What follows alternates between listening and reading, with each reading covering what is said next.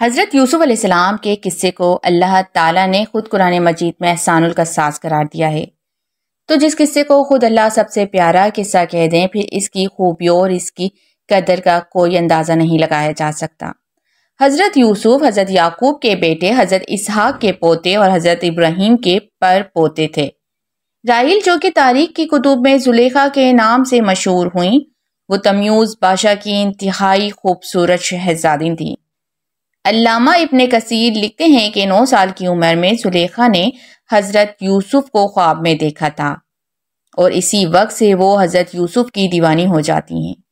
کچھ سال بعد انہیں دوبارہ حضرت یوسف عزیز مصر کے روپ میں نظر آتے ہیں۔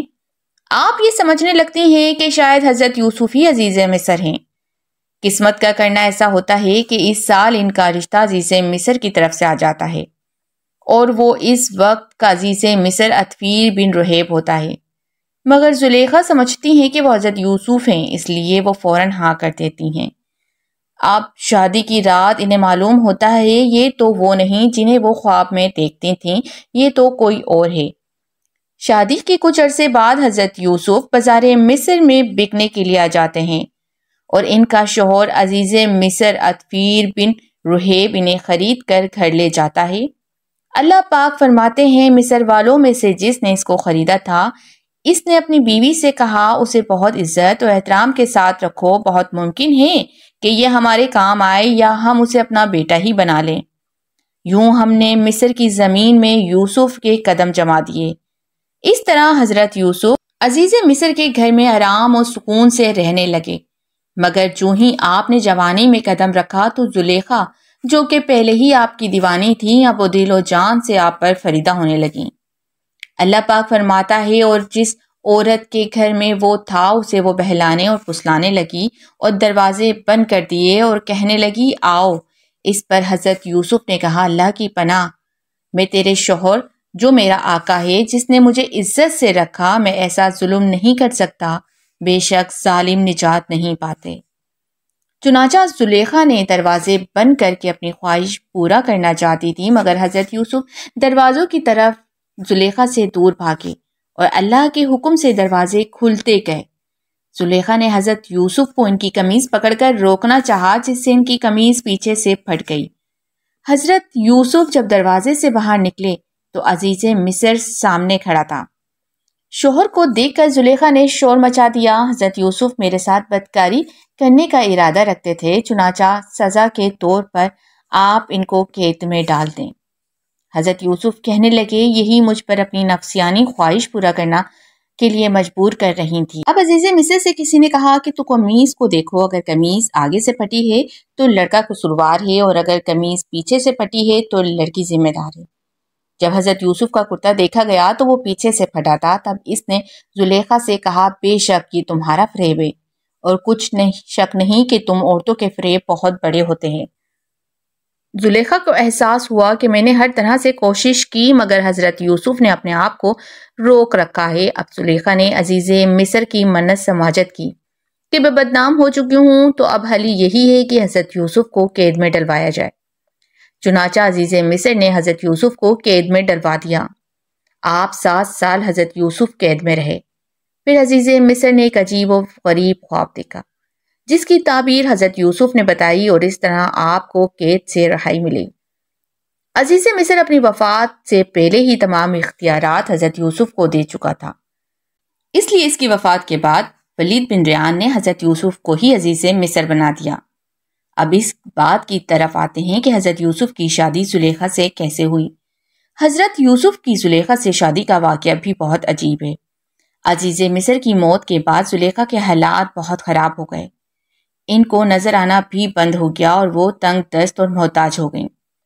پھر کسی نے مشورہ دیا کہ آپ حضرت یوسف سے جا کر ملیے، آپ نے جس طرح ان کی خدمت کی ہے وہ ضرور آپ کی مدد کرے گا۔ مگر دل میں یہ بھی ڈر تھا کہ جس طرح میں نے حضرت یوسف پر الزام لگایا تھا اور انہیں میری وجہ سے مشکلات کا سامنا کرنا پڑا، کہیں وہ مجھ سے بدلہ نہ لے لیں۔ پھر ایک دن ایسا ہی ہوا۔ حضرت یوسف علیہ السلام کا لشکر نکلا، جس میں بہت سارے وزیر و مشیر شامل تھے۔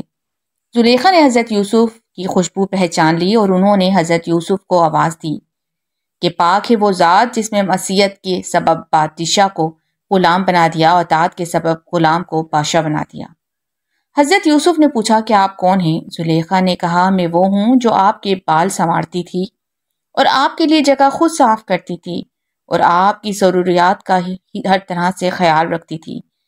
پہلے بہت غنی تھی، لوگ مجھے دیکھ کر خوش ہوتے تھے، اب میں تنگ دست ہوں، لوگ مجھے دیکھ کر منہ پھیر لیتے ہیں، مجھے میرے گناہوں کی سزا مل چکی ہے۔ زلیخا کی باتیں سن کر حضرت یوسف کو بہت دکھ ہوا۔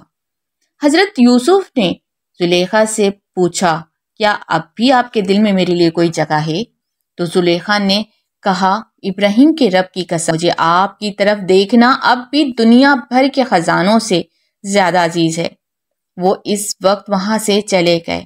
بعد میں زلیخا کو پیغام بھیجا کہ اگر آپ کی رضامندی ہو تو میں آپ سے نکاح کرنا چاہتا ہوں، اور اگر آپ پہلے سے شادی شدہ ہیں تو میں آپ کو غنی کر دوں۔ غرض یہ کہ اس طرح زلیخا کی شادی حضرت یوسف سے ہو گئی۔ اس وقت زلیخا مسلمان ہو چکی تھیں۔ شادی کے بعد حضرت یوسف کی دعا سے اللہ تعالیٰ نے زلیخا کی بینائی اور ان کی جوانی ان کو لوٹا دی۔ اب ہر وقت زلیخا صرف اللہ کی عبادت میں مصروف رہتی تھیں۔ انہوں نے اپنی باقی ساری عمر اللہ کی عبادت میں گزار دی۔ حضرت یوسف انہیں دن کے وقت اپنے پاس بلاتے تو وہ کہہ دیتی کہ رات کو آؤں گی، اور رات کو بلاتے تو کہہ دیتی کہ صبح آؤں گی۔ وہ اللہ کی عبادت میں اس قدر مصروف ہو گئی تھیں کہ ان کو دن اور رات کا پتہ ہی نہیں چلتا تھا۔ پھر ایک دن حضرت یوسف نے ان سے پوچھا آپ تو میری محبت میں دیوانی تھیں؟ تو زلیخا نے جواب دیا اس وقت میں حقیقی عشق سے آشنا نہ تھی، اب مجھے کیونکہ عشق کی حقیقت معلوم ہو چکی ہے تو اب مجھے اپنے اور اپنے رب کے درمیان کسی بھی شے کی محبت گوارا نہیں۔ حضرت یوسف نے فرمایا اللہ نے فرمایا ہے کہ مجھے آپ سے 2 بیٹے عطا فرمائے گا اور وہ دونوں ہی نبی ہوئیں گے۔ یہ بات سن کر زلیخا نے رب کے حکم کے آگے سر تسلیم خم کر دیا۔ حضرت یوسف سے نکاح کے وقت آپ باکرہ تھیں اور اللہ نے آپ کو افریم بن یوسف اور مشا بن یوسف 2 بیٹے عطا فرمائے۔ شادی کے بعد حضرت یوسف نے زلیخا سے کہا کیا یہ اس سے بہتر نہیں جو تم چاہتی تھیں؟ تو زلیخا نے کہا آپ مجھے ملامت مت کریں، میں حسین اور جمیل نازوں میں پلی جوان لڑکی تھی اور میرا شوہر ایسا تھا جو عورتوں کے پاس نہیں جاتا تھا، یعنی نامرد تھا، اور اللہ نے آپ کو ایسا حسن دیا کہ میرا نفس آپ کو دیکھ کر مجھ پر غالب آ گیا تھا۔ حضرت یوسف بہت حسین تھے اور زلیخا نے شوہر عزیز مصر نامرد تھے، جس کی وجہ سے زلیخا نے حضرت یوسف سے آس لگا لی، اور بعد میں جب آپ کا نکاح حضرت یوسف سے ہوا تو آپ باکرہ تھی۔ اس طرح علامہ ابواللیث نصر بن محمد سمرقندی لکھتے ہیں کہ حضرت یوسف سے زلیخا کی شادی کی تو وہ کنواری تھیں۔ شادی سے پہلے کیونکہ زلیخا ایمان لا چکی تھی اس لیے شادی کی رات عبادات میں مصروف رہتی۔ پھر اللہ کے حکم آنے پر حق زوجیت ادا ہوا اور اللہ نے آپ کو 2 بیٹے عطا کیے۔